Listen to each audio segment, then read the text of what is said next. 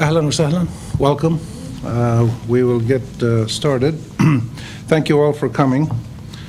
This is an event that we are doing jointly by the Issam Fares Institute for Public Policy and International Affairs and the Middle East the New Foundation in Washington. Can you all hear in the back? Can you hear? Okay. Yani? Is it on?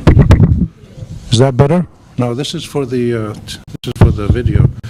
So we'll just raise our voices a bit. And so this is this panel is a joint event between the Issam Fares Institute at the UB and the Middle East Task Force of the New America Foundation in Washington, and we see this as the beginning of an ongoing collaboration, we hope, looking at issues of mutual concern, especially at a time of enormous change in the region. And the idea of doing this event today, and we're having a small meeting tomorrow, is to look at the changing environment in the Middle East, which is enormously complex in terms of what's going on, and to try to really understand through our various research projects individually what's happening in the region, but together to bring together some people who are knowledgeable and analytical and honest and courageous and accurate, we hope, and to talk about these things together to try to identify, well, you know, what should change in terms of American policy. We've chosen American policy because the United States is such a major actor, and in a way it's a proxy for the Western world in many ways, not in every way, of course, but it is such an important player. So we didn't want to take on the whole Western world. We'll do that in a bigger conference. But looking at American policy, and particularly to Egypt and Tunisia, but in this case we're looking a lot at Egypt, and to look at the issues that are relevant, that need to be changed, looking back at what happened in the last 30, 40 years, looking at the changes now, and then looking to the future to get American institutions and Arab institutions and later with Europeans and Singaporeans and others we're talking to do this kind of analysis together, because we've realized that only a shared analytical and research perspective can really come up with the accurate and integrated framework that you need to look at these complex issues. It's not sufficient for an American or European or an Arab institution to look at something and say, well, here's what we think should happen. When we do it together, we always come up with a better analysis. Our initial work at AUB has been done in the context of what we call the AUB Arab Uprisings Research Initiative, which is led by, sponsored by the provost and led and managed by the Issam Fares Institute and coordinated by LL.M, my colleague who has been instrumental in putting this activity together.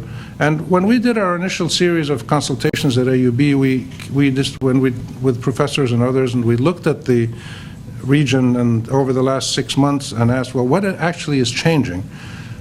We came up with an initial framework or lens through which we will continue to analyze the Arab world and the Middle East in the coming years. Our research initiative is open-ended over many years because we know this has to be studied in a multi-sectoral, multi-dimensional context over many years. You can't just do a one-off conference or a one-off seminar.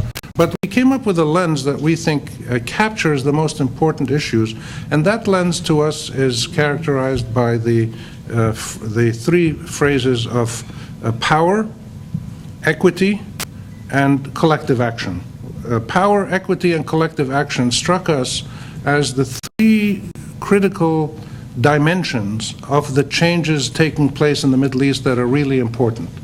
Now, what will happen, what's the significance, we don't know, but we think by analyzing issues of equity, issues of power and players, of people who exercise power, and issues of collective action, we can probably come to a better understanding of what's going on. And these issues might filter into some of what we talk about today and going forward. So with those brief introductory remarks, I just would like to welcome you all and turn it over to Leila Hilal. Leila is the co-director of the Middle East Task Force at the New America Foundation. She will give her quick welcoming remarks and be the first of our three panelists. You have, I think, the papers with you, but the panelists are myself, Leila, and Michael Hanna, who's a fellow at the Century Foundation in New York. And I think you have the information with you, so I won't read all the details. So thank you again, and Leila, the floor is yours.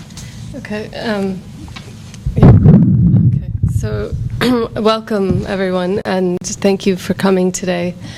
I, as Rami said, am the co-director of the Middle East Task Force at the New America Foundation. The New America Foundation is a non-partisan, independent think tank based in Washington, D.C. It's a very progressive-leaning institution whose primary emphasis historically has been on domestic U.S. policy, but the Middle East Task Force is a smaller program of the foundation, which has tried to bring out a unique perspective on Middle East events. Of the past year, we've spent a lot of effort looking at the transitions taking place, particularly in North Africa, and then also trying to do a bit of analysis and commentary on the conflict in Syria. This panel today is part of a larger project that we're running on a strategic rethink of U.S. foreign policy in the Middle East and North Africa, because obviously this is a very important question in this current turmoil. And what we've seen in Washington is that there is sort of an interest within the policy circles, and that includes the government and the official circles. There is an interest and even an effort to do some rethinking of historical U.S. relations with the region, but that rethink has been approached mostly from the perspective of U.S. strategic interests. So the predominant approach is to think within that box of the strategic interests, and I won't bother to lay them out because I assume that most could tick them off very quickly. But so our desire here today, and through this project and other dialogues that we will be running with people in the region, is to get the perspective of those living in the countries that we're discussing, and trying to bring out the perspectives, the agendas, the priorities of people here, the concerns, and then sort of work backwards from those to try to approach the question of how is it that U.S. foreign policy could be reoriented? What are the options for it? So I'm just going to say, try to speak briefly, and then Michael will make some comments, and then we'll open it up for your questions and commentary. I think that the Arab uprisings that have been taking place across the region, across the Middle East and North Africa, with really no country excluded, have exposed the inequities and indignities that the people of the region have been suffering vis-a-vis their governments. But it has also exposed the weaknesses of U.S. foreign policies. As people were protesting in Tahrir Square, they were as much well, I don't know as much, I think this is a question, but they were protesting the authoritarian regime and its impact, but also they were protesting the indignity of the regional architecture, geopolitical architecture in which the U.S. sits atop, and the frustrations associated with having a lack of control over the future as people in this, as a result of this relationship. In 2000, 60% of U.S. foreign assistance budget was directed at the Near East, and we know that the U.S. plays an influential diplomatic force in the region and heavily backs the most aggressive country in the region. And the U.S. has been very much behind these regimes whose legitimacy we are now questioning. So there's no escaping the reality that the U.S. is part of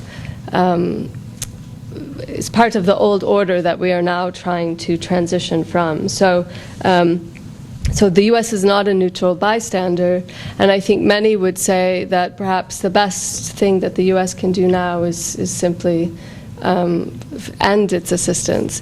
But I don't think that that's realistic, and I think I think the West, the U.S. and European countries can potentially play a positive role in addressing the social, maybe not the social, but at least the economic concerns of the countries. So we would like to start from the premise that we should aim for a U.S. foreign policy that does no harm. That would be essentially a policy that is geared toward prioritizing the well-being of the citizens. And of course, is that a tall order? We can discuss that, but that is sort of the framework in which I look at this question. And how do we get to that do no harm approach? The United States has been engaging centralized authoritarian regimes. They're used to being able to go to one office, one person, one head of state, particularly with the Arab republics, and communicate and engage with those entities. We now, in Tunisia, in Egypt, in Libya, and even other countries in the region, we now have different actors who are emerging. And while in Egypt the situation remains still fluid and messy, we know that eventually, or even at this point, we can say that there are multipolar governments or multipolar political scenes. And so I think for the U.S., we will have to do a rethink about how the U.S. engages diplomatically and who will be the partners. There's a discourse emanating in Washington about broadening the relationship.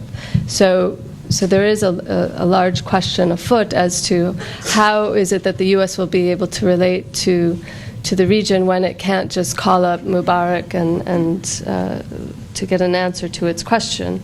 That may be a simplification, but this is one challenge facing a reorientation.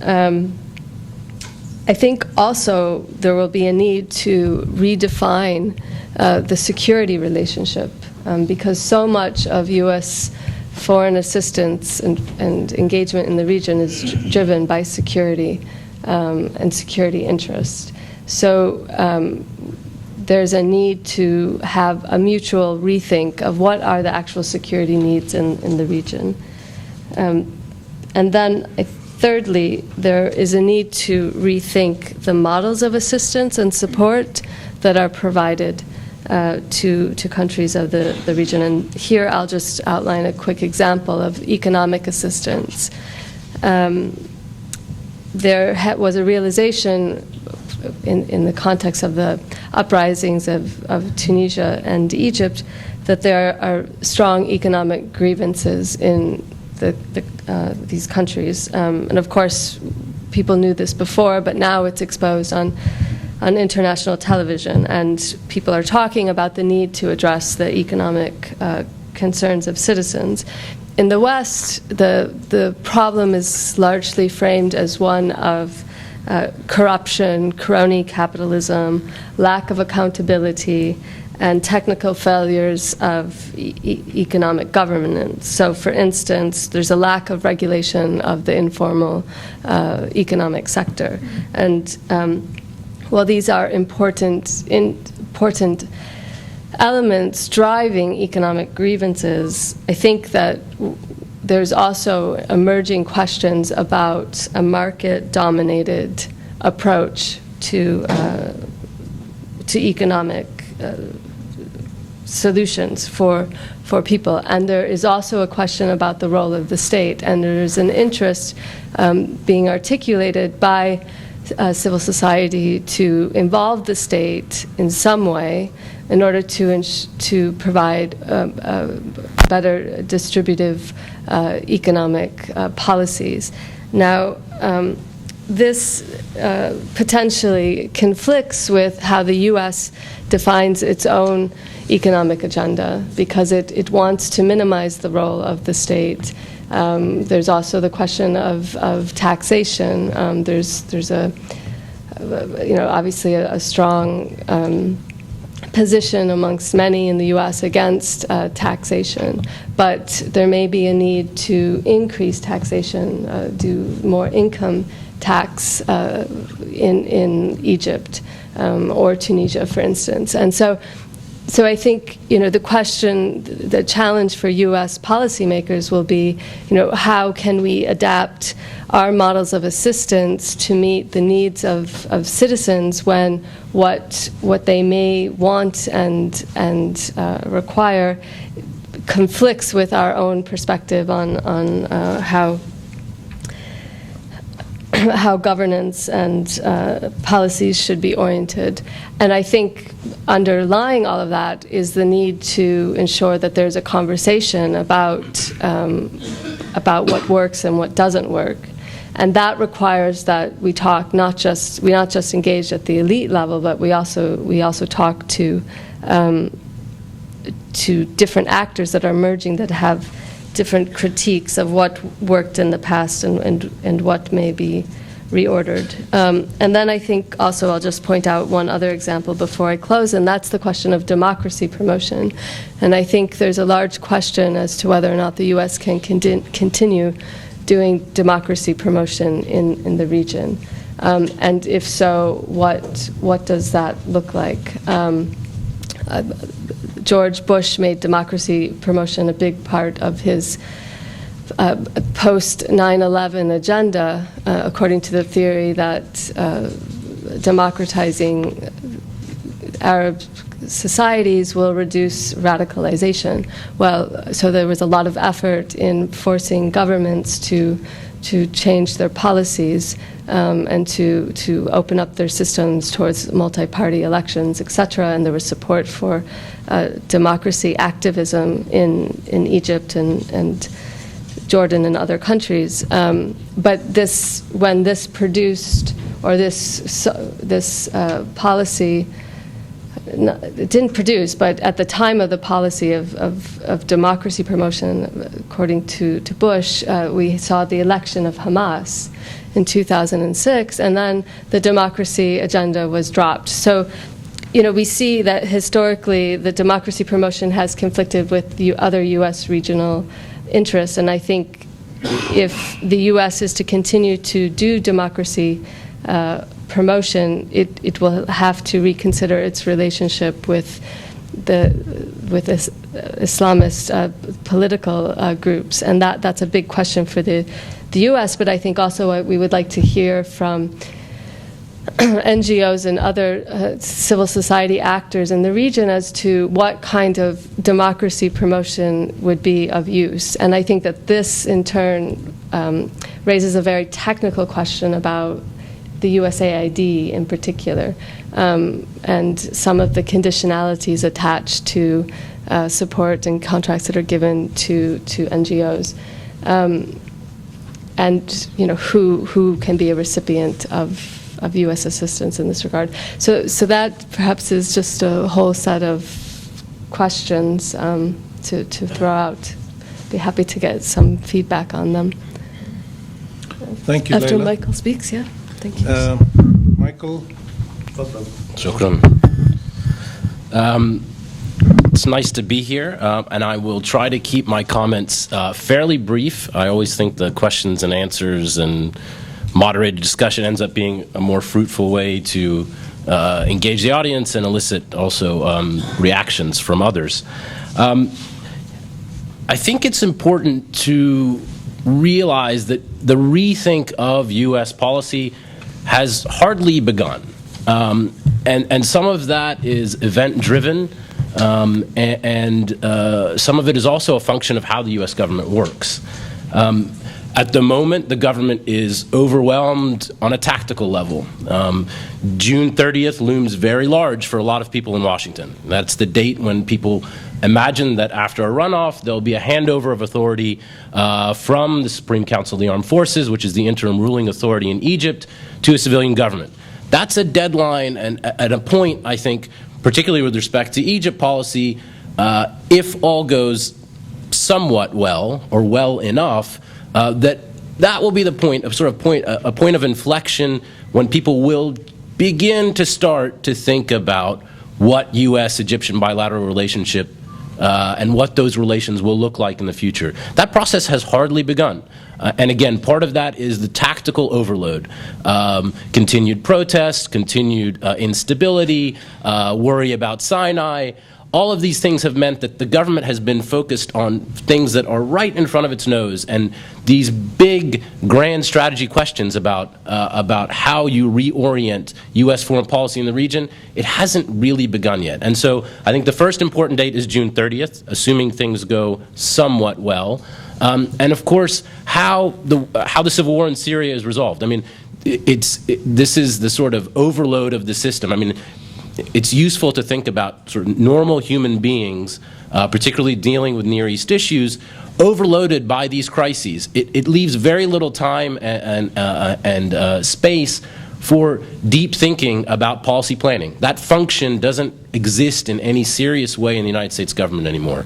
The sort of policy planning department that George Kennan, the famous theoretician and statesman, led in the beginning of the Cold War, that ability and that space to think in those terms is non-existent in the United States government at this point. And so it's part of the problem in terms of thinking long-term, about trying to adjust from a policy very focused on short-term efficacy and trying to adjust that to think more about the bigger picture and long-term consequences is a very difficult thing to do. Having said all that, I think it's useful to realize, frankly, that and some of these comments are skewed slightly to Egypt, and it's not just personal preference or anything, but I think Egypt plays an outsized role in how the U.S. government thinks about what's happening in the region. How quickly the U.S. government policy changed on Egypt. I mean, I think at the time there was a lot of consternation that policy wasn't shifting fast enough, we're keeping up with events, and yet if you think about how U.S. policy changed, in terms of sidelining a long-term ally in essentially 6 days. That's all it took for U.S. policy to change. That's amazing, frankly. I mean, these types of shifts, I mean, if we compare with the uprising and revolution in Iran, these things played out over much longer periods of time. And yet the U.S. changed policy and essentially signed on to a green light that Mubarak had to go. That's not insignificant, and I think also points to something quite important and something that's often misunderstood here in the Arab world, and that's the role of the United States. Clearly the most powerful outside actor in the region, but Mubarak's regime didn't exist because the United States gave it $1.3 billion in military aid. It existed for a whole host of reasons having to do with Egyptian power structures, Egyptian society, Egyptian political life. Clearly, one of those factors of support was outside support by the United States. But when organic change came from the bottom up, the United States, even if it had wanted to, could not have done anything to stop the process of political change in Egypt. Last spring, I was with some senior Gulf officials, and at that point they were still quite bruised over the United States' treatment of Mubarak. They think of it as mistreatment. And one of the things I asked them, I said, what would you have wanted the United States to do differently? And would it have made any difference? And in the end, after some hemming and hawing and some back and forth, other than saying, well, it's just not the right to treat an ally, and we worry about our ability to rely on the United States. In the end, the final answer was, well, no. What happened in Egypt, what happened in these countries, is something that the United States cannot control, and I think points to at times, an inflation of what the United States can and cannot accomplish in the Middle East. Again, the United States is still the most powerful actor, despite, I think, signs of emerging multipolarity in the world. The United States is still in a very dominant position in the region. But it cannot force outcomes. And I think it's ahistorical, frankly, to think about the role of the United States in a way where the United States has never been able to force outcomes. I mean, Malcolm Kerr, in talking in his famous book, The Arab Cold War, he talks about the United States as an observer to these phenomenon of politics. Clearly, a huge influence and a prime shaper of events, but not an ability, frankly, to direct political outcomes. That's not something that the United States has ever been able to do in the region. And so there is a bit of ahistorical analysis about what the United States perhaps could do in the past and can't do now. And I think that's wrong-headed. And similarly, there's oftentimes an inflation of the ability of the United States to actually direct outcomes. What happened in Egypt happened for Egyptian reasons. The army clearly had lines of communication open with the United States administration all during the 18 days, and I think that was a good thing. But ultimately, their decision not to shoot on protesters wasn't because Washington told them not to. I'm sure Washington told them not to, but that's not why they didn't do it. They didn't do it for their own reasons. It was about the military's interests. It was about what the SCAF, the Supreme Council, saw as its best interests going forward. It was about internal political dynamics, rivalries between the military, the Ministry of Interior, the crony capitalist class that grew up around Gamal Mubarak, their rejection of the policy of succession. All of these things were locally driven, and I think much of the change we've seen over the course of this year plus has been locally driven. The United States, for the most part, is adjusting, yes, is broadening its contacts, but cannot control. The situation in Egypt is beyond the control of Egyptians, frankly. The military council is not in a position to engineer outcomes, and so it's asinine, frankly, to think that the United States can. The United States is trying to keep up with events and is starting to adjust, and I think that's a good thing. And this isn't to say that U.S. policy has been good or bad. I mean, this is sort of value neutral in some ways. Now, in terms of a rethink, clearly the United States does need to rethink its policy. I think trying to conceive of these states, particularly Egypt, in a client state model has been quite problematic. Leila mentioned the fact that the United States was part of the mix of issues. I mean, I think some of the American journalists at the time and editorialists who visited Egypt wanted to say that this had nothing to do with the United States. This was about ruler and ruled and their own qualms and discontent with their own rulers. That's true up to a point, and the United States wasn't the most prominent feature, but in looking at that bargain between ruler and ruled, the lack of say in policy, the disconnect between popular feeling and articulated national policy in a place like Egypt clearly had something to do with the growing sense of disquiet and lack of dignity and the lack of a sense of representation. And so even when things were silent, when the United States wasn't mentioned per se explicitly, it was part of the undercurrent of this sense of lack of representation. And trying to move from a client-based model, looking at these as a place like Egypt as a client state, to an interest-based model, is something that I think will have to happen, but is quite difficult. I mean, in the best case scenario, you get something like the U.S.-Turkey bilateral relationship. Difficult, divergent at times, but very useful. I mean, I think this is one point I've emphasized whenever I have been engaged with policymakers and people in Washington. Egypt was a terrible ally. Over the past 20 years, we get very little from the U.S.-Egypt relationship. They, as part of their client state status, it also meant diminished regional influence, and frankly, that doesn't do the United States very much good. What we got from Egypt for a long time was what they wouldn't do, and I think reconceiving of why they don't do those things, particularly with respect to Israel and Camp David, is crucially important. The Egyptians entered that agreement not because the United States bribed them. Sadat reoriented Egypt over a period starting with the end of the October War in 1973 to the mid-'80s in terms of Egypt's strategic position in the world. It was done out of Egyptian strategic interests, national interests. And it's maintained for that very reason. And trying to shift the focus away from the sort of narrow confines of bilateral assistance and military aid to looking at why Camp David is in place and why it will endure regardless of who wins the presidency, I think is important because it frames the bilateral relationship on an interest basis as opposed to a client basis. And I think that's a shift in mentality that's much needed and will be very difficult because the stakes are high, frankly, for sort of the regional security architecture of the United States and notions of stability. But I think it's very important to understand from the U.S. perspective for policymakers that these things are in place now because of Egyptian national interests, and there has to be a much higher tolerance, frankly, for where those national interests diverge. And so the Egypt-Israel relationship is going to have to look different. If democratic politics and popular will have anything to do with how national policy is articulated and formulated, well then, what is a cold peace now will be colder. There might be a need to revisit some of the provisions with respect to deployment of armed forces in the Sinai. And that might be an issue where, in fact, the Israelis might be acquiescent due to their own security concerns.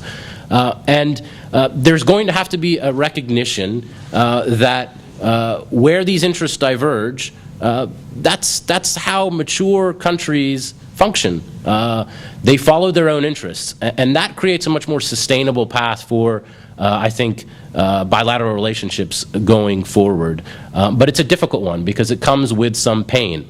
If you witness, U.S.-Turkish relations are very good now because you have a reconvergence of a lot of interests. 2 years ago, around the time when Brazil and Turkey were taking a very independent line with respect to the negotiations with Iran, it came with a lot of consternation and disquiet in Washington. But if you look at how much more useful Turkey is to the United States, because one, it is following a policy of national interest, has support from its own people, it's a player now in the region, an important player, and a player that the United States can rely on. That could never be said at any point in time in the past 20 years for Egypt. Its regional influence, as it became more a client of the United States, diminished dramatically. And what was the sort of head of the Arab League and the sort of political heart of the Arab world had withered. It had no influence in the Arab world, and I think much to the detriment of the United States, frankly. I'll stop there, and hopefully we can pick up some of these issues as we discuss it further.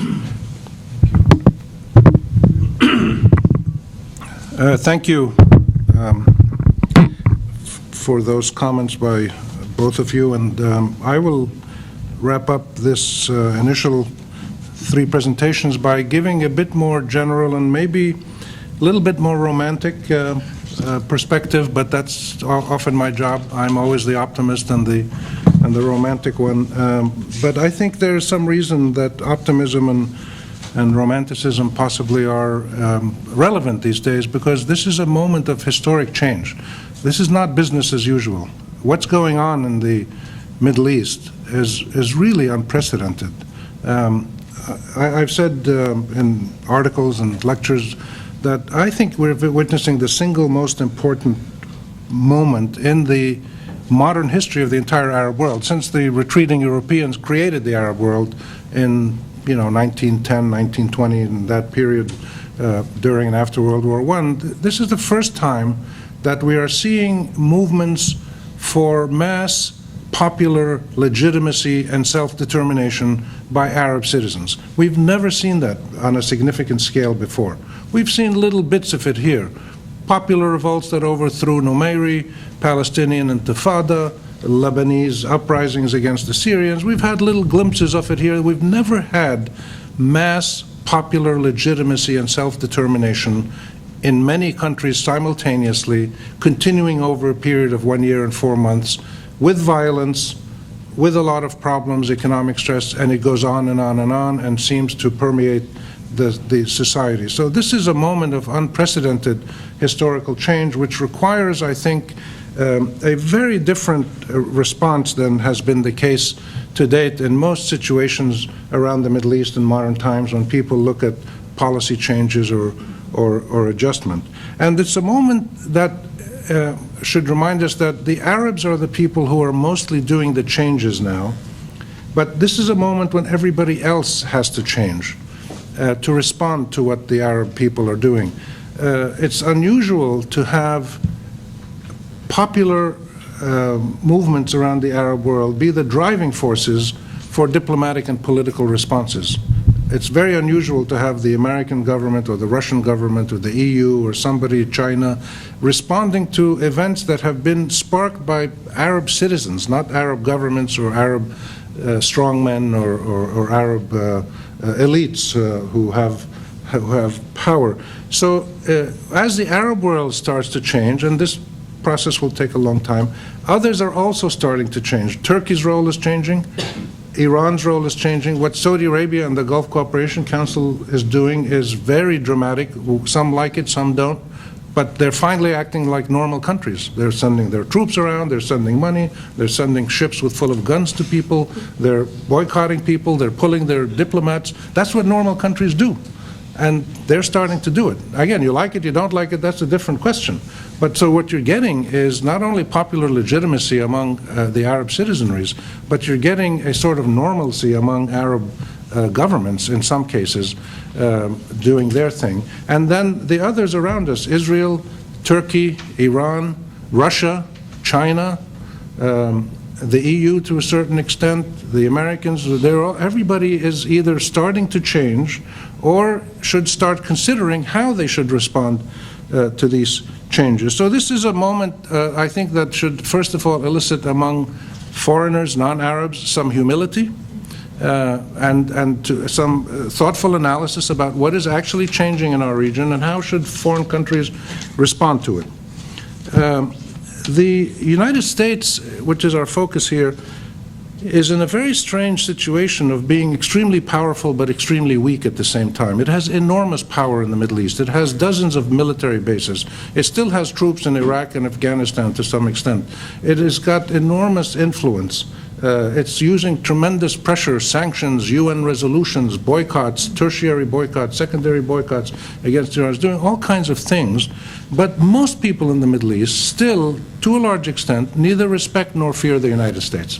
And that's a very bizarre situation, to have this power that is not really eliciting either fear or respect.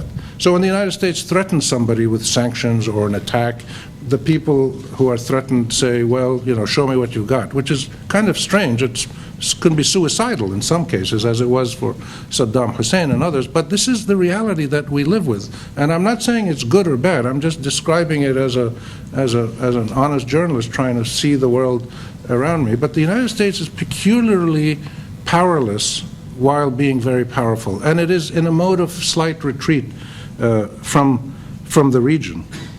So it doesn't have that much influence as it had before. Therefore, when we ask to reconsider the United States' policy and to rethink U.S. foreign policy, we're asking a retreating power and a diminished power to rethink its policies. But that's still an important exercise. The second point, as I would make, is to be fair, it's not only the U.S. that we should be asking to rethink its policies. The Russians, the Europeans, the Chinese, the Israelis, the Iranians, the Arabs themselves, everybody is really a fair target for our demand to rethink policies. There's nobody in this region that can claim that they've had really noble and effective and mutually beneficial policies. Everybody has had policies with problems and deficiencies of some sort. But here we're looking at the United States, and I think when we look at U.S.-Arab relations over the last, say, 30, 40 years, we see a trend that is not very happy. Not very stable, and as we've seen with these uprisings and with movements of terrorism and occupation and armed invasions and colonization and all the kinds of things, migration and criminal acts and all the terrible things that have been going on in this region, along with the fact that 95% of the people of this region are not involved in any of those terrible things. They're sort of normal, middle-class people. They go to work, they send their kids to school, they try to get a good job, they usually obey the law, they're decent, tolerant people who live with their fellow people in society. The vast majority of people are not criminals or terrorists or occupiers or colonizers or illegal immigrants, but they suffer the pain of all of these trends. But by and large, there's very few happy people in the Middle East on the basis of foreign policy analysis. The foreign powers are not very happy, the indigenous Arabs are not happy, the Israelis, the Turks, the Iranians. There's very few people that are really sitting back and saying, oh, this is a wonderful world. So everybody really needs to re-examine their policies. And of course, one of the few things that George Bush and Condoleezza Rice, maybe the only thing they said that's actually accurate that I agree with, is that they had 60 years of policies that brought neither peace nor security, and that's true. And I think we need to examine that track record and say, okay, what do we change? The third point I'd make is about 10 years ago, in a lecture in the United States, somebody asked me to give a talk about, well, what is our problem with the United States? Why are we critical? Why do we always criticize the United States? So I said, give me a couple hours. They said, you don't have a couple hours, you have 20 minutes. I said, okay, give me 20 minutes. And I made a list, of 16 things. And I'll read them to you very quickly in 2 minutes. Why do we criticize the U.S.? The interesting thing is this was a list from 10 years ago. And think how many of these are still operative. Why do Arabs criticize the United States? It tends to use countries in the region and around the world as it suits them. They exploit us. They make use of us as expedient, disposable entities. They need us to do some torture, to do some prison, to do some illegal operations next door, and they use us. And then when they don't need us, they get rid of us. Second thing, they're very imbalanced pro-Israeli policy in the Arab-Israeli conflict, which is a defining element all across the region. It's not only imbalanced in that they give Israeli rights more priority and more emphasis than they do to Palestinian Arab rights, but they contradict themselves. For instance, they take very strong measures when people apply a secondary boycott to Israel, but they apply a secondary boycott themselves when it comes to companies dealing with Iran. So they're completely hypocritical and duplicitous, as well as being imbalanced when it comes to Arab-Israeli issues. Third point is the invasions of countries like Iraq, this outright military invasion and the consequences it brings. The fourth thing is the great double standards they apply in, for instance, UN resolution, applying UN resolutions. Just take UN resolutions and look at them in Palestine, in Lebanon, in Kuwait, in other places, in Iran, how they implement some and don't implement others. The support for dictators and autocratic regimes and ignoring the fundamental human rights of citizens. The sixth point is the way that they act often unilaterally, including militarily, disregarding the international legitimacy that should come through the UN or other organs. The seventh point is how the United States feels it's fine to take its troops and move them en masse and base them permanently in Arab countries, and as they did in Saudi Arabia and other places, and to have a whole range of bases, to have the Middle East as essentially an extension of the American armed forces. The eighth point is how they especially after 9/11, they take terror and they make anti-terror, fighting terror, as the main lens of its global policy, and often the sole standard by which they judge other people. The eighth point is their tendency to try to dictate global norms and values on religious tolerance, on environmental protection, on issues of minority rights, religious rights, women's issues, perfectly legitimate issues that we all should behave well on and have everybody have equal rights. But they tend to take their definition of those things and make them universal norms and say, if you don't comply with this, then we're going to punish you or do something.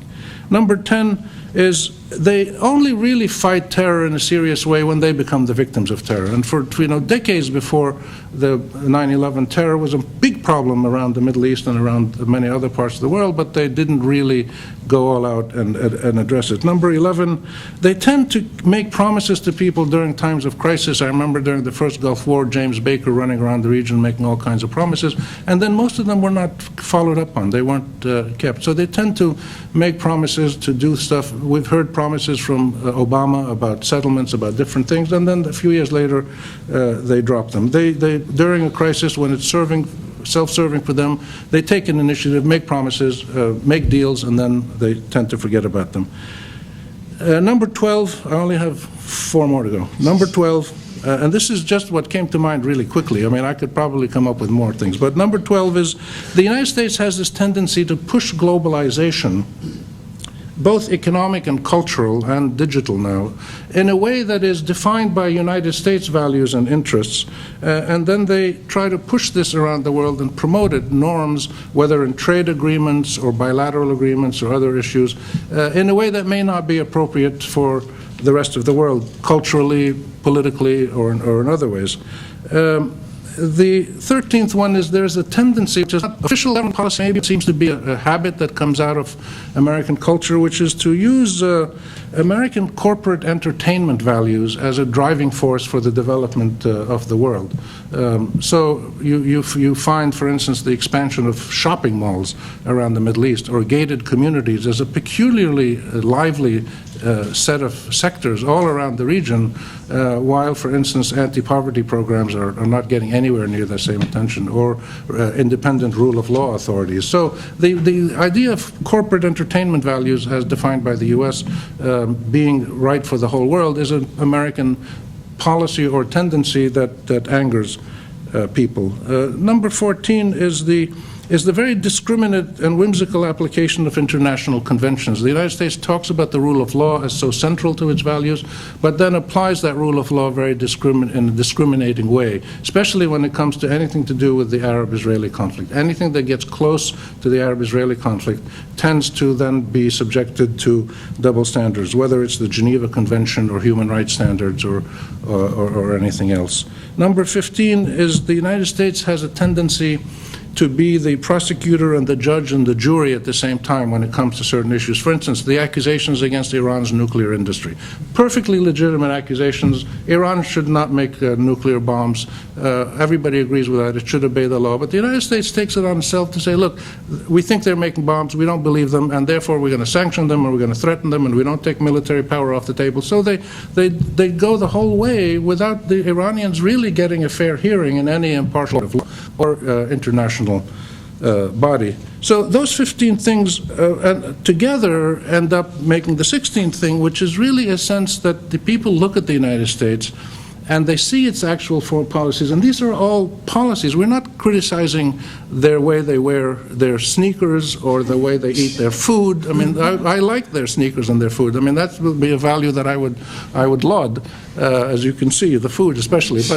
But the criticisms are of their policies. This is what they do. We don't criticize who they are. We don't criticize what they believe. We criticize what they do. And therefore, these things all together create a sense of dehumanization. I think this is the ultimate. It's first anger, and then degradation, and then denial of equal rights and justice. But the ultimate sense is dehumanization. That the United States doesn't treat us as equal human beings. It treats us as lesser beings.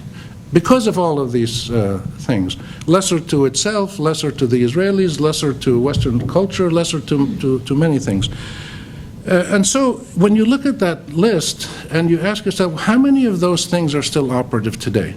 So I think many of them are. Not all of them, but many of them are. So a good starting point is really to look at the past, really examine the past in an honest way, in an accurate way, and to understand how many of these grievances correspond to the drivers of the Arab citizen revolts and the uprisings that we have seen. This sense of indignity, of injustice, of unfairness, of subjugation, of abuse of authority, double standards, all of these things, many of the things that apply to foreign policies are mirrored in the domestic drivers of the uprisings that we have witnessed. And it's interesting to see the very little signs in Egypt so far that what many people say, which is that, well, foreign policy has nothing to do with the Arab uprisings. At the surface level, they're not holding up signs talking about, I want a better agreement with the EU, or I want better trade terms with China. There is no foreign policy directly in the uprisings. But right beneath the surface, there's a strong sense that the indignity that people feel in Arab countries is partly due to how their own rulers treat them, which is unfairly in the Arab, or they steal from them, or they abuse them, the Arab rulers, and partly driven by the fact that they don't even, their own rulers and countries don't really have full sovereignty, or are not treated fairly because of the relationship with foreign policy, with Israel, with the United States, with Russia, the Europeans, China, or whoever it may be. So this is a moment, this is a historic opportunity now, as the Arabs are starting to change some of their governance systems and try to build more pluralistic, democratic, accountable government systems and power structures and more just societies if they can. It's a moment for everybody to examine themselves and to see, is there a possibility that the values of the United States, in this case we're talking of the U.S., can the values of the United States align more clearly with the values that are being expressed by the Arabs who are redefining and reconfiguring themselves? The call for democracy, the call for accountability, the call for social justice in particular. Are these values freedom? Are these values paralleled by American values? Clearly they are. At the level of values. At the level of policies, we have to see. It's not realistic to expect a complete closing of the gap between American policy and American values and American interests and what the Arab people want. There will always be divergences. But can we narrow that gap? Can we have, instead of 16 things that we complain about, maybe can we have 7? That would be a good start. And finally, the last point I would make is that the Arabs are starting, the Arab countries or the Arab power structures and government systems, some of them are starting to make transformations that will make them more legitimate and ultimately, the real prize, more sovereign. You'll have real sovereign Arab countries, which we don't really have. If you look at the security operations of different Arab countries, how many Arab countries can run their armed forces and their anti-missile systems on their own without foreign spare parts and assistance and help? They're very vulnerable to foreign manipulation, and we see the many different ways that especially U.S. and other big governments manipulate. So there isn't really sovereignty in Arab power structures and governance, and this may be starting to happen if you get legitimate Arab governments that are actually created by their own people. So the last point is as this starts to happen, we need time for these transformations to come up with new, legitimate, and stable political structures. It might take 5 years, it might take 30 years, we don't know. It takes time for these things to happen. And already you're seeing signs that what happened 3 months ago and 6 months ago is different than what people feel now. In Egypt, for instance, you have already polls showing that about 30–40% of some of the people who voted for Islamists for parliament won't vote for them again. They're already a little disappointed. And maybe in Tunis they'll vote more if they like what Nahda is doing in coalition. Things will change, but they'll take a long time. In this context of needing a long time for stable systems to develop and to understand really what are the values of these countries, the best thing that the United States, I think, can do, and other Western or foreign powers, is not to get too hung up on responding to immediate things, but to articulate a series of principles that define their foreign policy.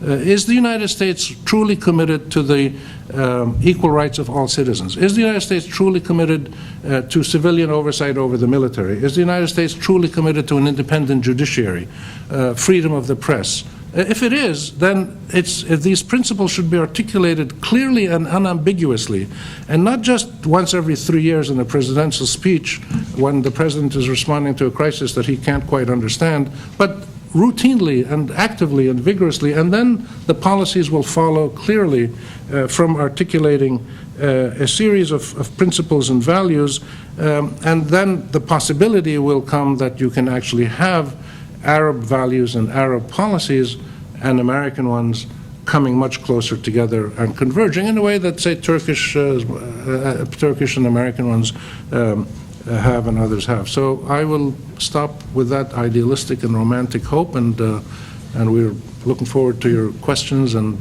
comments. Start there, and then we'll come up here. Tfaddali. Identify yourself so we can... My name is Leila Hilal. I'm an alumni for this.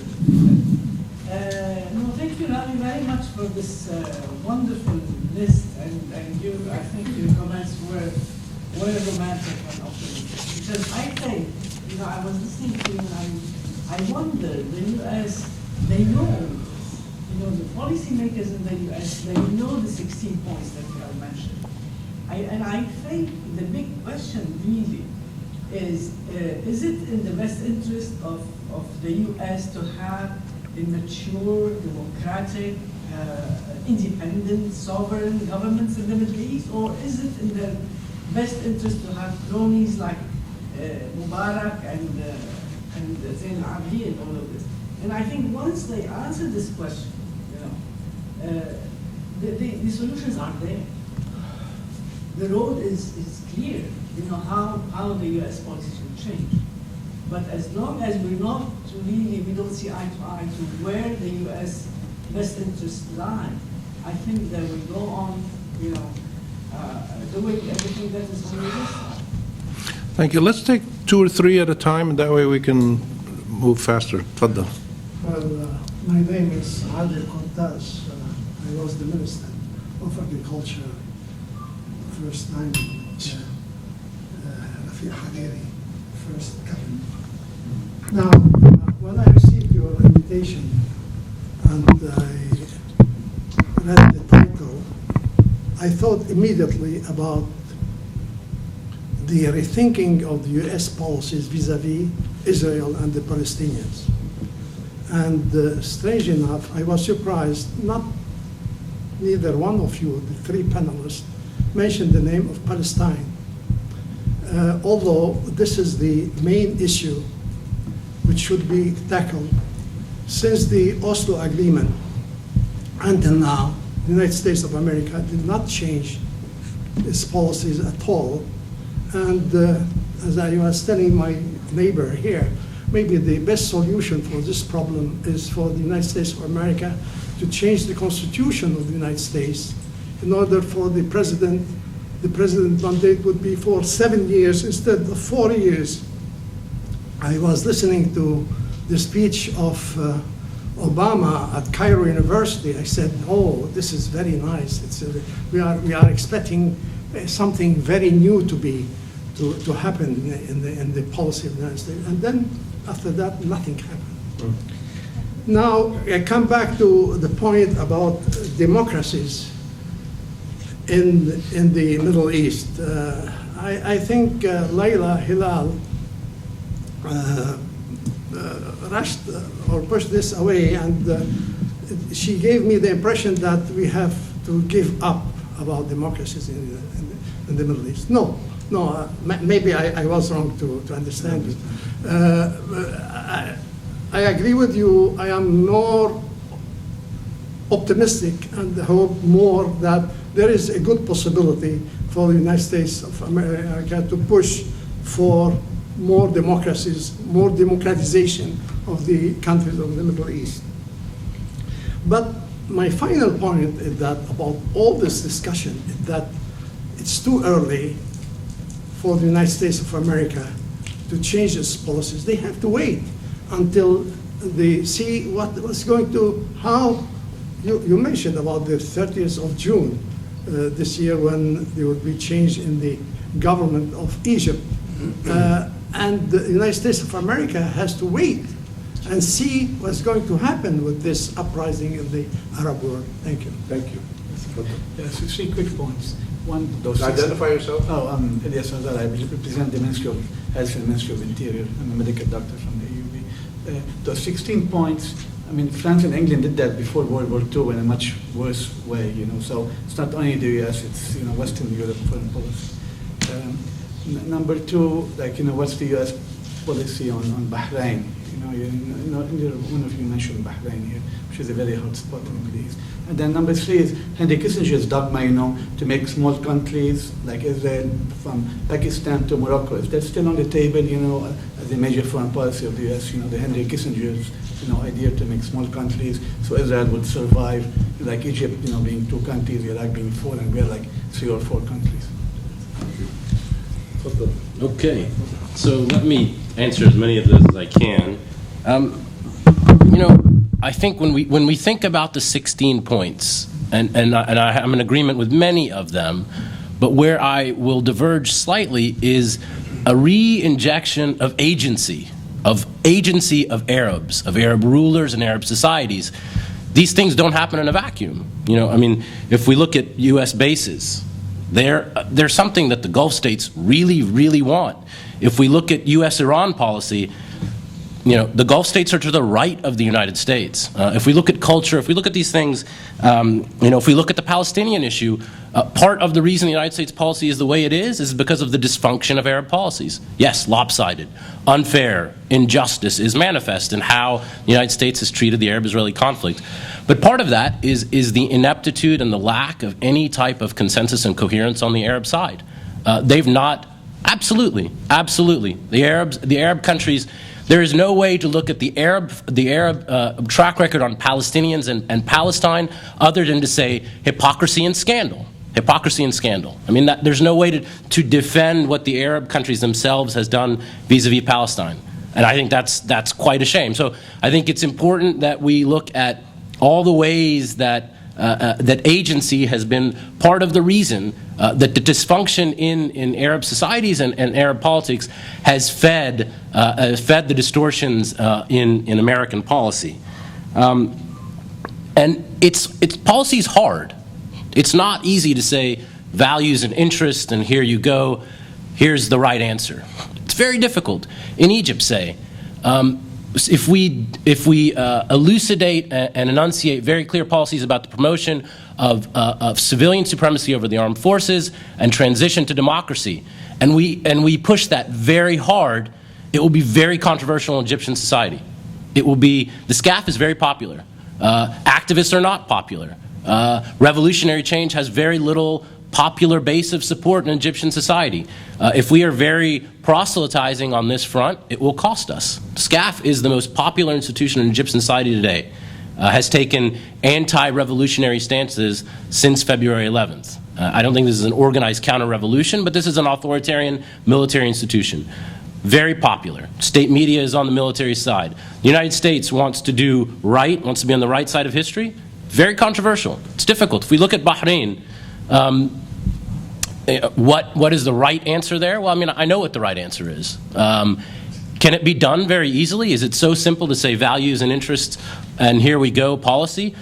Bahrain is wholly dependent on basically the Saudi economy. Saudi Arabia makes an allotment every single year about essentially what the Bahrain's economy will look like based on shared oil reserves. Saudi Arabia is not going to let real change happen in Bahrain. Saudi Arabia is a very important partner of the United States. That's a complicated, messy, compromised position, but it's hard. It's hard to actually figure out what exactly the United States can do to force political change in Bahrain.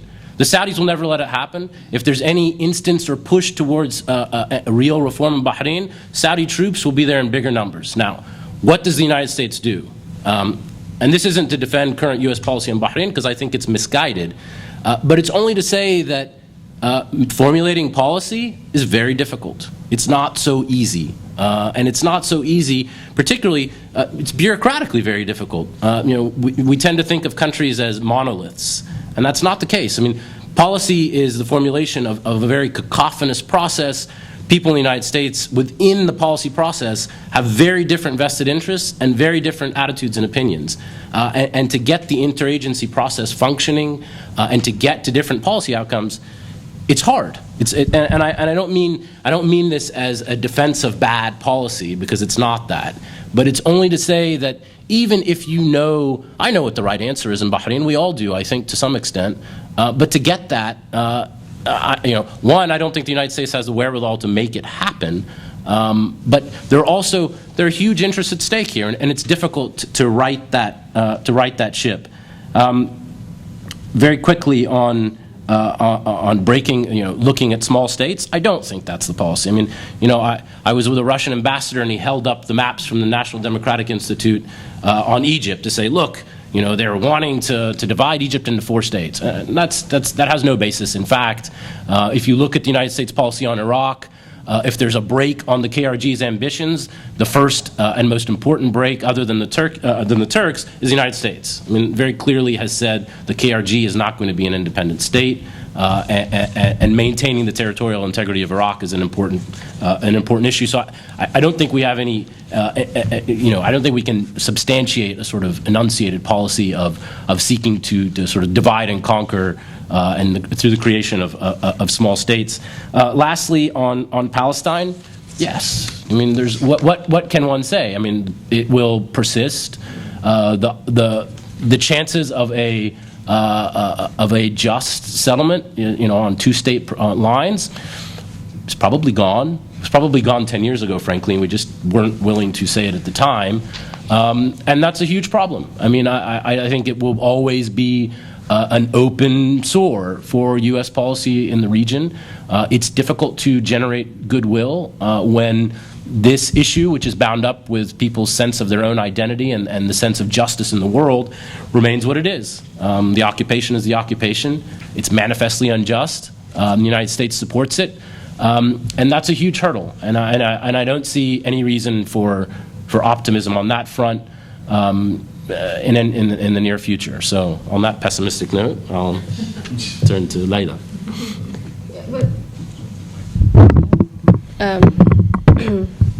So Rami ran through the 16 points, which I 16. No, there are actually 60, but I don't know. No, 16 points. But, and I rushed through my presentation because I assume everyone knows these 16 points, and I agree. The U.S. knows them as well. And so I think why, to an extent, why bother to enumerate them? Because everyone knows, and I think the U.S. is suffering a major credibility problem right now. And I think that the U.S. is weak.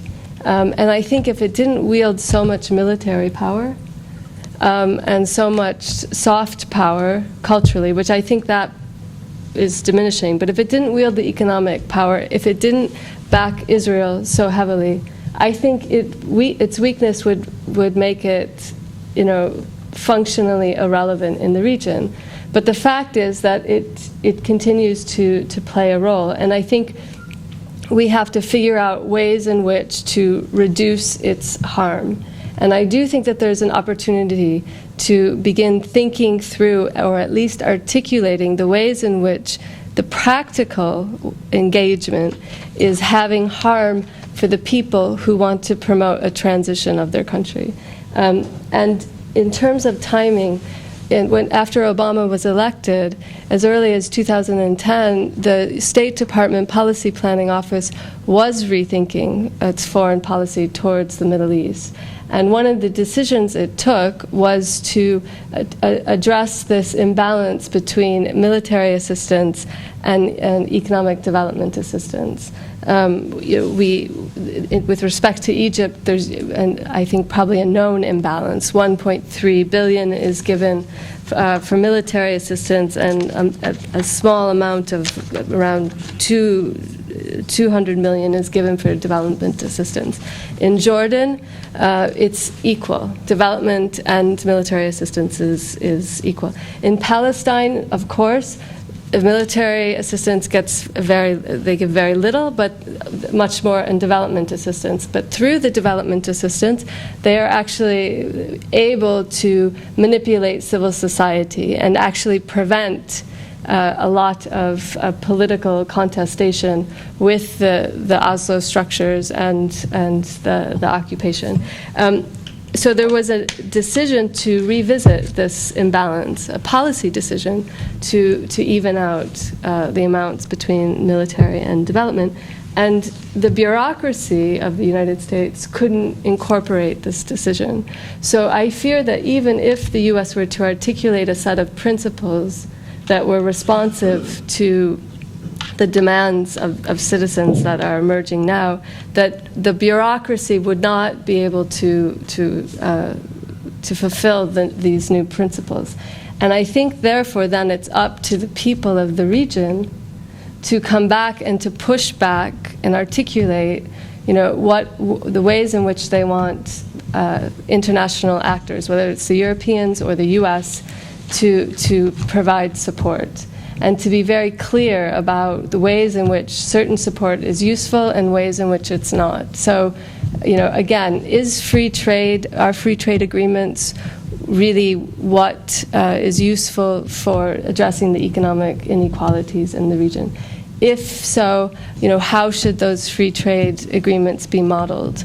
What clauses in them harm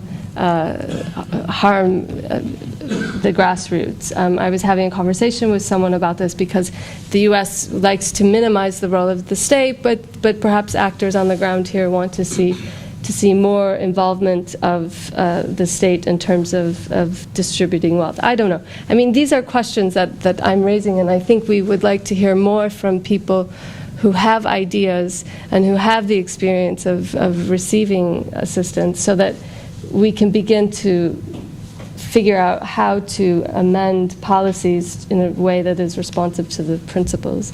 And then on democracy promotion, I was just saying that it was clearly an ideologically driven agenda that's been highly discredited. And the question is, how can the U.S. support democratic reform going forward? And it's an interesting question to me. Yeah, thanks. I would just add a couple of comments to what's been said. The issue of promoting democracy, and what Huda said, is the U.S. really interested in Arab democracy or prefers autocrats? I think, judging by their behavior, they prefer the autocrats in historical terms. Judging by their present response, the United States government's present response, they lean to the autocrats, and they're not sure what to do with the Arabs who are fighting for democracy. They're quite perplexed. Perplexity is the driving condition of American response to the Arab uprisings right now. They're still not quite sure how to respond. And partly it's the first problem, which is, when the uprisings first happened, I happened to be in London, actually, when they were, so to watch the British reaction there to Ben Ali and Tunis, and then I was in the U.S. when Mubarak fell, and it was fascinating to be in, Britain and the United States, the two consecutive most negative foreign powers in terms of their impact in the Arab-Israeli conflict and the wider Middle East in the last 150 years. And both of them were immediately, their reactions was, especially in the United States, what's this mean for Israel? What does this mean? Will the Islamists take power? Will the mullahs come from Iran? Their initial what does this mean for oil? Their initial reaction was about what this means for other people, not what it means for the average Arab citizen. So they haven't, the United States, which prides itself on being one of the modern world's wellsprings of democratic governance, is not sure how to respond to populist rebellions that are so similar to its own democratic birth when they rebelled against the British in the 18th century. And when people all over the world are fighting for 16 months, and they still go out on the streets knowing their chances of dying are very high, but they still go out on the streets and confront their governments and the tanks and the police and the security, the United States, you would think, would see in that something very similar to the Boston Tea Party or Paul Revere or Valley Forge, or the fundamental, the heart twangs of the heartthrobs of American democratic birth. But the United States doesn't quite see in the Arab democratic rebellions or revolts the mirror image of its own democratic birth. They're still kind of confused, and this comes back to the issue of when you ask, do they really want it? Well, I think the problem is they judge Arab democracy by Israel, oil, Islamist Iran, and United States interest. Now, you could say that's perfectly normal for countries to do. You judge the people by how they're going to influence you. That's perfectly normal. But at some point, you have to judge them by their own rights. Do the Arab citizens have rights? And if they do, are these rights compatible with American rights? And if so, shouldn't the United States support them? So that's the equation that has to be worked out. The United States is still kind of confused about this. And I think you see this in Bahrain, the question of Bahrain. It's very clear. And what Michael said is absolutely correct. Policy is hard. Contradictions and double standards are normal operating procedures for any government. And as I said in my comments, every actor in this arena, in the Arab world, in Israel, the U.S., Europe, Russia, everybody can be criticized in the same way that we're now talking about the U.S. But this is about the U.S. But if we were to do this about any other party, not maybe quite as bad when it comes to others, but you have these same problems everywhere. So this is inherent in policymaking. There's no perfect, consistent policy. But there's policies with massive contradictions and policies with reasonable contradictions. So I think what we want to do is bring that massive contradiction and double standards and hypocrisy to something a little bit more reasonable. And the last point I would make is that there are some countries that we would want to do more. For Europe, for instance, I wish Europe would be more dynamic, more active. The Europeans were pioneers in talking about Palestinian self-determination back in the early 1980s.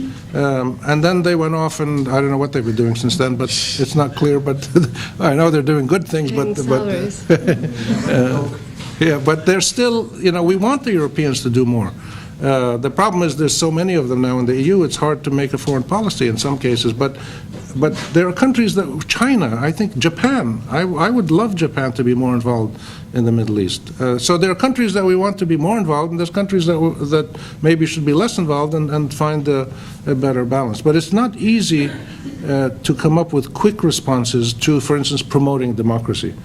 So that's why I say at least let people articulate principles. What does the United States stand for? Does it stand for the rule of the majority and the protection of the minority?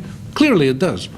Let's hear that more often. It should at least, in Bahrain, for instance, if I was the United States, I would say to Bahrain that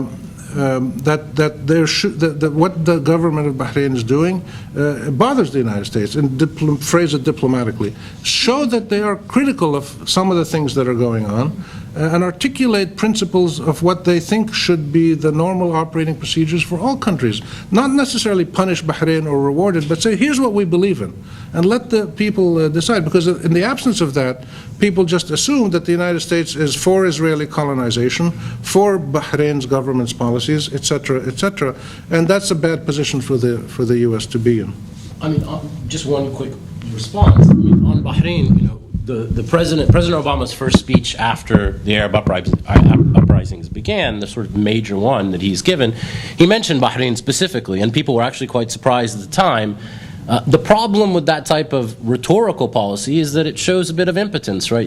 When you iterate your disapproval and you don't have either the willingness or the means to create positive change, it's also quite problematic for the United States to be in that position as well. So rhetoric without action is not a particularly comfortable position for a country to be in.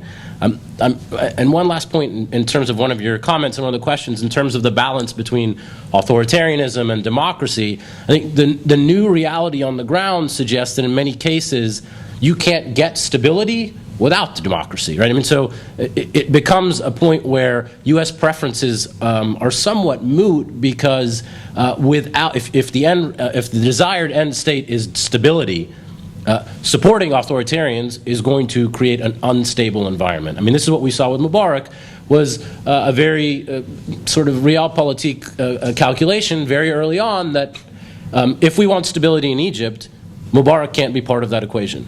And so that is a dynamic that I think forces the hand in some cases, because authoritarianism might, in some of these countries, might no longer be a path to stability. And so, we move on from that dichotomy and try to figure out that perhaps, interests and values might, in some cases, be consonant, because in fact, in many places, you're only going to get stability through more democratic governance.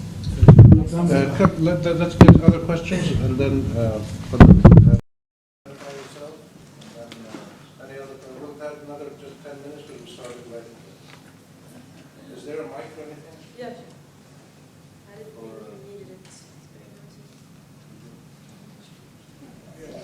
Hi, my name is LL.M. and I'm a human rights and democracy trainer. I want to respond to you, Michael. I don't know whether I don't want to be harsh, but I think the way you responded and the words you used have done a disservice, basically, to defending America, because what you did was you vindicated those who accuse America of basically misrepresenting itself. It went to Rami's point straight as to why we neither respect them nor fear them. You said, what can they do? You said, it's difficult. You said, self-interest. You said, at no point did you say that this is a superpower. Let it lead. And if it cannot, then let it not pretend that it's the purveyor of international justice. And this is exactly the point. It neither wants to admit its weakness, neither does it, yes, why not? I mean, let it be a force for good in the world. It does neither, and yet pretends to be both. And I think this is why we neither respect it nor fear it. Thank you. Yeah, about Bahrain. Yeah. About Bahrain. I was offered a contract to work in Bahrain as a doctor in the American Mission Hospital in Bahrain. You have 70% who are Shiites, 30% who are Sunnites. The Shiites have no power at all. The king is Sunnite, the brother's king is corrupt. Whatever the king's reform stated, he does the opposite. He invited the Saudi troops in. The Americans have told him again and again that you should reform, look at the other region that happened. As you said, the problem is Saudi Arabia, because if you have an uprising in Bahrain, it will affect Saudi Arabia and the opposite. So the situation is, I don't know to respond to Bahrain, because it's very complex. It's as complex as the situation in Syria, if not worse. The lady next to Friederike Eckert, I'm a lawyer researching on the constitutional processes in the region. I also have a question to you, Mr. Hanna, and that is that you've been elaborating that so far the U.S. has no long-term thinking, but I don't think that actually they have never made any thoughts ahead what might come after Mubarak. And it's quite obvious that maybe Islam will play a greater role. And I have my doubts that regarding the reaction that Israel has been taking regarding the Arab Spring, basically building walls around themselves from all sides, what position the US will be able to take. And I was wondering whether you might elaborate on how that will be related with the elections in the US. Jakob Peterson from the University of Copenhagen. You said that everybody is grappling with how to respond to the Arab uprising, and that's certainly true. But it seems to me that the GCC countries, in Saudi Arabia in particular, has actually formulated new policies by inviting Morocco and Jordan into the GCC and by projecting significant economic power at the Egyptian elections and in Libya and partly in Tunisia, and they want to do it in Syria. So this is a group of countries which in a way are American clients, speaking sort of militarily, but economically seem to have got a new self-assurance and do play into old politics in the region, clients of this politics in the region. And I wanted to hear if you would agree with me in this assessment and try to comment upon what the U.S. could do to this new sort of rising influence in Middle Eastern policies. Fascinating things that we're trying to study here in AUB in our Uprisings initiative, the research for our initiative, is how power is changing. Who are the new actors, and what kind of power do different groups wield? If you look at Egypt today, if you look at, I'll get to the Gulf, but I think you have to see it in that bigger context. There's all kinds of new actors and new centers of power or instruments of power, forces with power. If you look at Egypt today, who are the political actors in the public sphere? First of all, we have a public sphere, so that's kind of new. And then you have all these new political actors. The army is a public political actor now. The football hooligans, the ultras, the hooligans who are not football hooligans but just hooligans, you know, the Baltajiyya and the whatever they are, and who knows who's funding them? Different people probably. Labor unions, the revolutionary youth, the Islamists, many different Islamists now in power, small civil society groups. Small leftist, secular, independent parties, very small, but there's a bit of the traditional parties are still there. There's all these new actors who are out in the public arena negotiating power. And you'll have soon another one, well, you have the legitimate parliament, and you'll soon have the legitimate new president, and you'll have this constitutional committee. The fascinating thing about all of these actors is not that they're new. In fact, none of them are new. They all came out of Egyptian society. But none of them came from Mexico or China. They came from Egyptian society, but they were underground. They were hidden. They were in the shadows or in the back rooms. Now they're out operating in the public. There are more to come. There'll definitely be more political actors that will emerge from these societies. In places like Yemen and Libya, the tribes play a huge role. So we will see a lot more actors with power who are engaged in politics in the public arena. The GCC represent this at the state level, I believe. And if you look at, I mentioned the Saudi Arabians and the Qataris, but the GCC is acting like a group of countries with interests and power, and they're not just sitting around waiting for somebody else to take care of them. You know, when the Tunisian foreign minister speaks today, people listen, not because he's strong, because he's legitimate. And we've had very few legitimate Arab leaders in the last 60 years, very few. And so these are new forces of power. Legitimacy is a new force. Justice is a new force. And so we'll watch this process continue. Now the GCC, what you have to ask in the GCC, are the policies of the GCC countries reflecting the will of the people? I don't know. I really don't know. So are we dealing again with the same old problem of leaders who are not democratic, not accountable, but take action, as Mubarak used to do and Zayn al-Abidin bin Ali?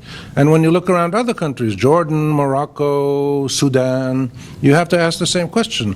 They may be representative of their people, they may not be. We really don't know. And that's really the question that we have to really ask now around the region, not just about Syria and Libya and Bahrain, but these other countries. We're going to have an election in Algeria today. I'm prepared to bet a falafel sandwich, a double falafel with anybody, that the Islamists will do well.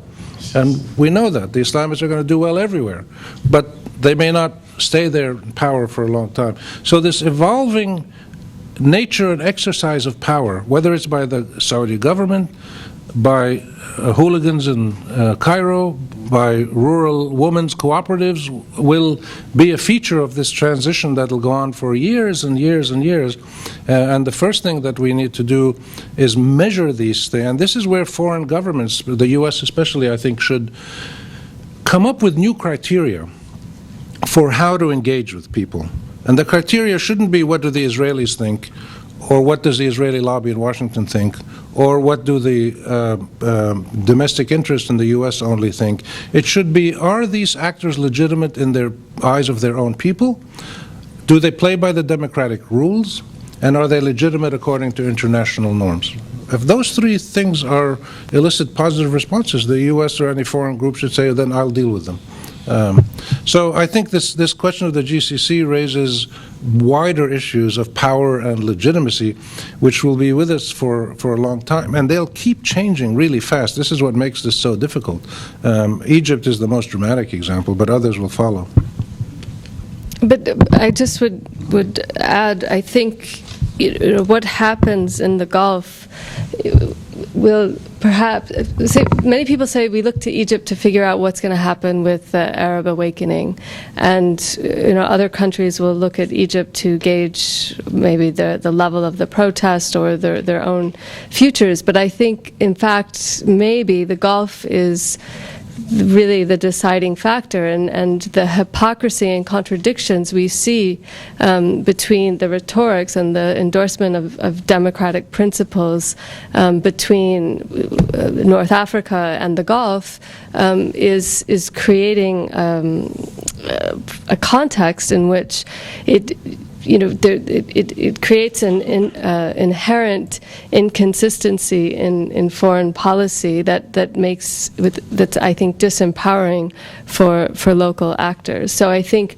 watching the Gulf and being sure to keep Bahrain and other unfolding uprisings and contestations in the Gulf is a very important barometer for the future of these transitions.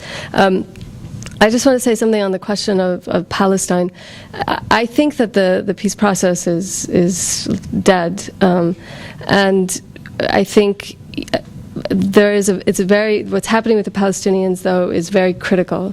Their situation is worse than ever, and I think there is a potential for real explosion in the occupied territories. So I think, far from a situation of conflict management, we could be in a deeper crisis. But I think for Palestinians, their alienation by the political process and their frustration means that they will be asserting their own rights and their own collective action and their own power through a call for better representation. And this means there will be a confrontation, I think, between the Palestinian Authority, which is, the entity that's representing them on the international plane, and the people, because the Palestinian and the international actors who support the PA, and I foresee that this is a future important issue that perhaps is less important than what happens with Obama and his election and the Israeli elections. But the question is, how will we allow the Palestinians to figure out how they're going to represent themselves? So when I was talking about sort of long-term policy, I mean, obviously there are sets of interests that guide why U.S. policy is the way it is, and maybe perceived interests, because I mean, many of us could argue that the United States has followed policies contrary to its interests. But that there's a certain status quo that has been in place for a long time. And what hasn't happened and what has not happened for a long time and is only now beginning is an interrogation of the assumptions that underlie U.S. policy and thinking about whether U.S. policy should change. I mean, there's been a status quo, it's been locked in, and a sort of support essentially for the autocratic Arab order that fulfills all sorts of regional security interests, including Israel, including oil, and there hasn't been much of a process within the government, and it's only starting now to think about what policy should look like. Is policy right?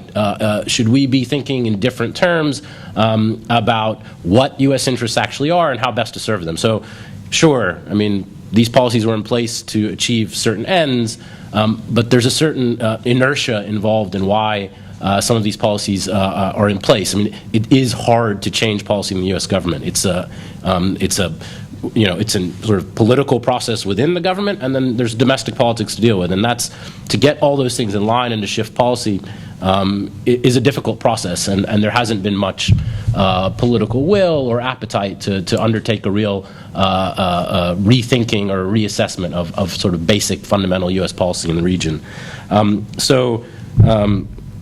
With respect to the GCC, I think there's a lot that hasn't been said about what's going on. I mean, I think first, there's obviously a GCC policy about GCC countries and monarchies outside, and that's different from GCC policies with respect to Arab republics.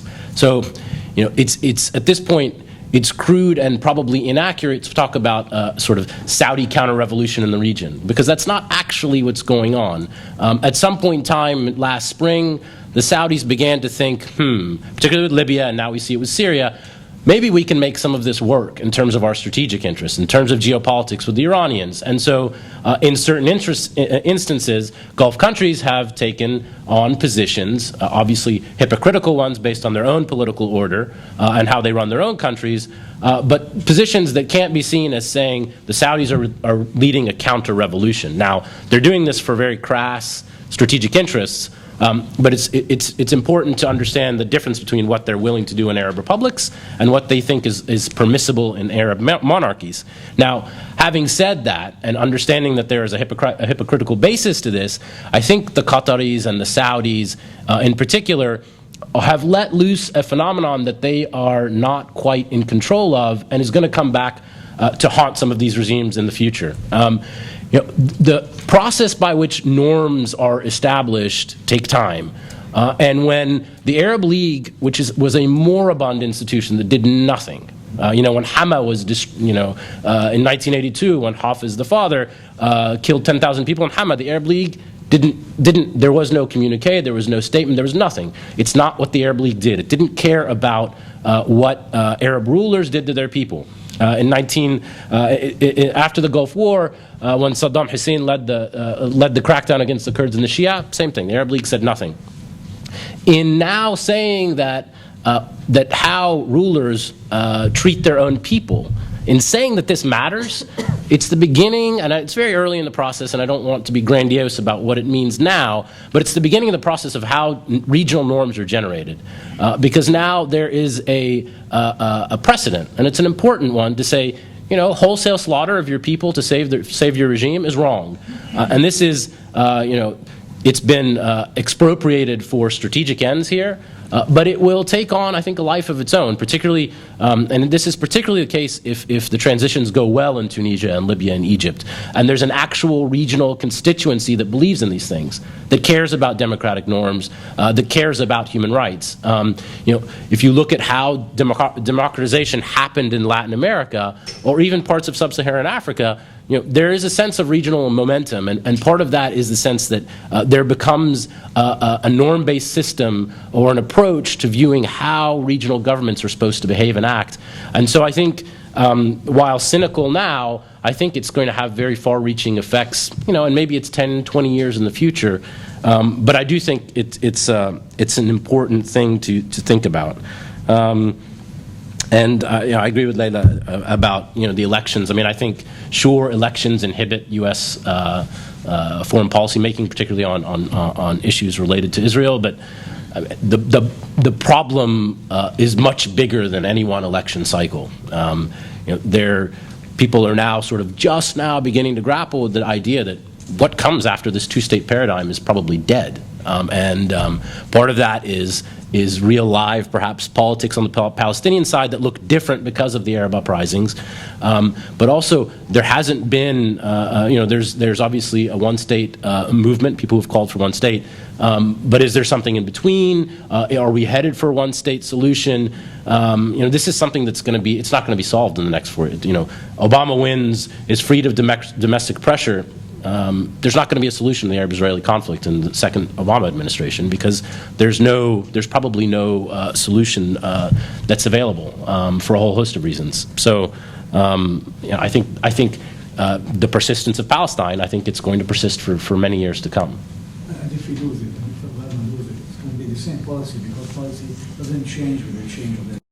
I mean, some changes to a degree. I think it changes to a degree, but I mean, there's no solution out. So On an optimistic note? On that optimistic note. No, you have to put one forward. So let me give you an optimistic note. I think we've heard a variety of views that accurately capture the reality. We're all honest, rational, and knowledgeable observers of what's going on in the U.S. and here, and it's very complicated and it's very messy, and it's not at all neat. There's very little consistency. There's very little clarity. Nobody knows. Even the people out in the streets don't know what exactly they want to happen next. They know what they don't want. They know they're willing to risk their lives to go out there and change their governments, but they don't have a clear idea of. They don't have manifestos in their pockets about the next kind of government that they want.